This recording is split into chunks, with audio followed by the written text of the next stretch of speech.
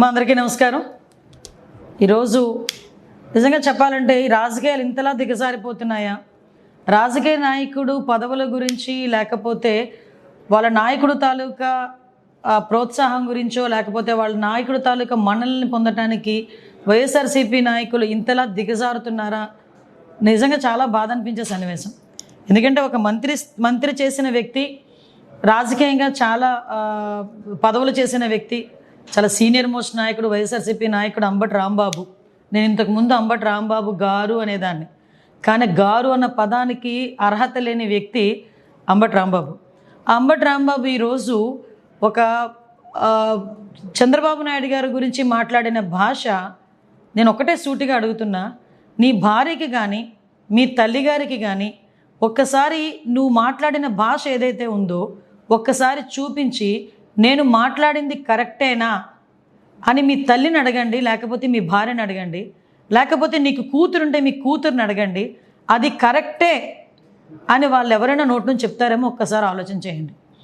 అంటే మీరు మాట్లాడే భాష నీ కుటుంబ సభ్యులు కూడా యాక్సెప్ట్ చేయలేని విధంగా ఉండేటప్పుడు, దట్టు నీ వయసు కన్నా పెద్ద వ్యక్తి, ఒక ముఖ్యమంత్రి స్థాయి వ్యక్తి, అటువంటి వ్యక్తి గురించి చాలా నీచంగా విద్వేషపూరితమైన మాటలు మాట్లాడుతూ ఒక పక్క విధ్వంసాన్ని సృష్టించడానికి ప్రోత్సహిస్తూ లా అండ్ ఆర్డర్ని ఎలాగైనా భగ్నం చేయాలనే ఉద్దేశంతో నువ్వు పనిన పన్నాగం చూస్తూ ఉంటే నిజంగా మిమ్మల్ని ఏ జాతిలోకి పరిగణలోకి తీసుకోవాలో కూడా మాకు అర్థం కావట్లేదు. ఒక చెప్పాలంటే నీలాంటి వాడి గురించి మాట్లాడాలంటే కూడా సిగ్గు అనిపిస్తుంది. ఎందుకంటే ఈరోజు పోలీసులు నిన్ను అడ్డుకుంటే అసలు విషయం ఏం జరిగిందో కూడా ప్రజలందరికీ కూడా తెలియాలి. ఒక ఫ్లెక్సీలు తొలగించే విషయంలో మీరు వస్తాను అంటే డిపార్ట్మెంట్ నుంచి చాలా క్లియర్గా ఇన్స్ట్రక్షన్ వచ్చింది.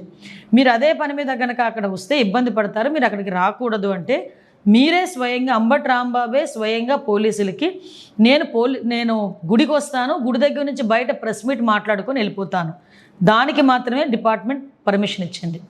డిపార్ట్మెంట్ పర్మిషన్ ఇస్తే వచ్చి దర్శనం చేసుకొని బయటకు వచ్చి ప్రెస్ మీట్ మాట్లాడి అక్కడి నుంచి 500 మీటర్ల దూరంలో ఉన్న ఫ్లెక్సీల దగ్గరికి వెళ్ళేదానికి ప్రయత్నం చేస్తే అక్కడ ఆల్రెడీ కొంతమంది తెలుగుదేశం పార్టీ కార్యకర్తలు, కొంతమంది ఫాలోవర్స్ ఉంటే మళ్ళీ లా అండ్ ఆర్డర్ ఇష్యూ వస్తుందని ఎంత నచ్చ చెప్పడానికి ప్రయత్నం చేసినా పోలీసుల్ని కూడా చాలా అతి దారుణంగా పోలీసులను కూడా దూషించి గౌరవ ముఖ్యమంత్రి నారా చంద్రబాబు నాయుడు గారి గురించి నీచమైన మాటలు మాట్లాడి ఈరోజు అతని స్థాయిని దిగజార్చుకుంటున్నాడా, అతని పార్టీ స్థాయిని దిగజార్చుతున్నాడా, లేకపోతే అతని వ్యక్తిత్వమే అంతా, అతని నాయకుడు తాలూకా వ్యక్తిత్వమే అంతా నాకు అర్థం కావట్లేదు. ఏమండి, మీరు అధికారంలో ఉండేటప్పుడు పట్టాభి గారు బోస్ డీకే అన్న ఒక పదం ఉపయోగిస్తే మా పార్టీ ఆఫీస్ మీదకి వచ్చి మా పార్టీ ఆఫీస్ని ధ్వంసం చేసిన సంఘటన మీకు గుర్తు చేయాలి.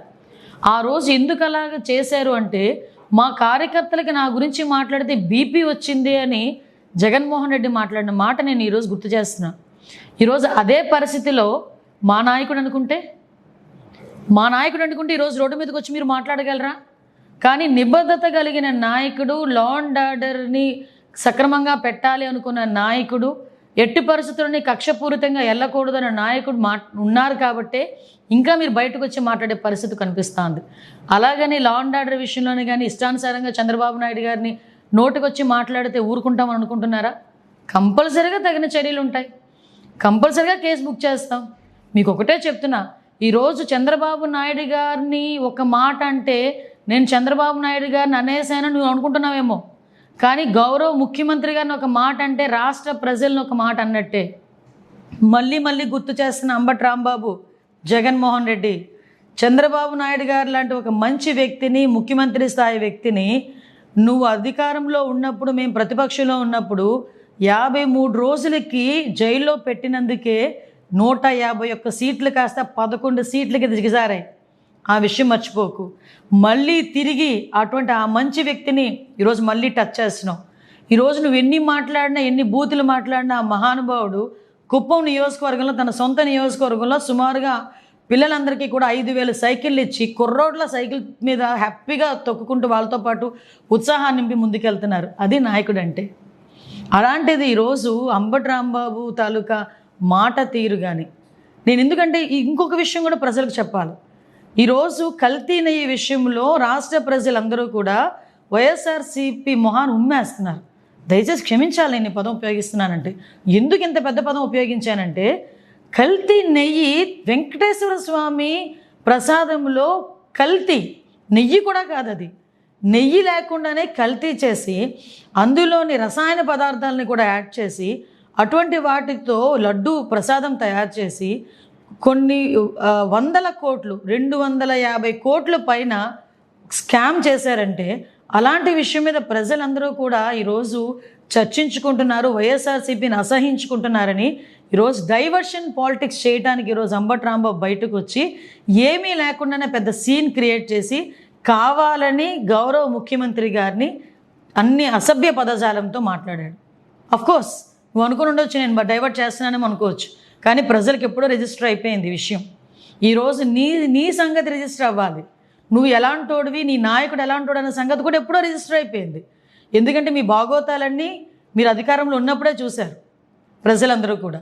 మళ్ళీ చెప్తున్నా అంబటి రాంబాబు, నోటికొచ్చినట్టు మాట్లాడతాను, చంద్రబాబు నాయుడు గారి గురించి, లోకేష్ బాబు గారి గురించి, పవన్ కళ్యాణ్ గారి గురించి ఎలా మాట్లాడినా నాకు చెల్లిద్ది అనుకున్న రోజులు పోయాయి.